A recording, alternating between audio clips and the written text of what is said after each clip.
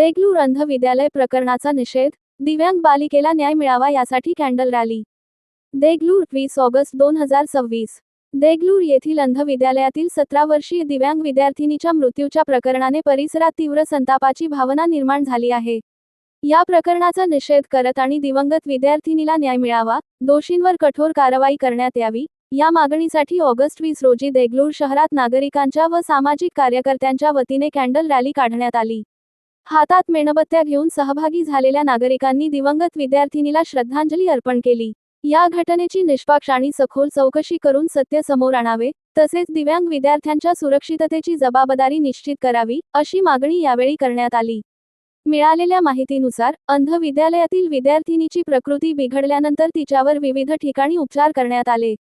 उपचारादरम्यान तिचा मृत्यू झाला। या प्रकरणात कुटुंबियांनी विद्यालयातील काही व्यक्तींवर गंभीर आरोप केले आहेत।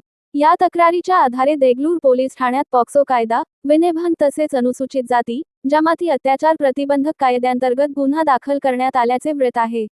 या आरोपांची सत्यता तपासातून स्पष्ट होणे बाकी आहे। कॅन्डल रॅली दरम्यान सहभागी नागरिकांनी दिव्यांग विद्यार्थिनीच्या कुटुंबियांना न्याय मिळावा आणि या प्रकरणाची पारदर्शक चौकशी व्हावी, अशी मागणी केली। विद्यालयात शिकणाऱ्या इतर दिव्यांग विद्यार्थ्यांच्या सुरक्षिततेबाबतही योग्य ती खबरदारी घेण्यात यावी, अशी अपेक्षा व्यक्त करण्यात आली। दरम्यान, महाराष्ट्र शासनाच्या दिव्यांग सक्षमीकरण विभागाच्या नोंदीनुसार देगलूर येथील उदगीर रोडवरील अंध विद्यालय हे निवासी व अनुदानित विद्यालय म्हणून नोंदलेले आहे। या प्रकरणातील आरोपांची निष्पक्ष चौकशी होऊन सत्य बाहेर यावे आणि दोष सिद्ध झाल्यास संबंधितांवर कायद्यानुसार कठोर कारवाई व्हावी, अशी मागणी नागरिकांकडून होत आहे। पोलीस तपासातून पुढे येणारी अधिकृत माहिती या प्रकरणाच्या दृष्टीने महत्त्वाची ठरणार आहे।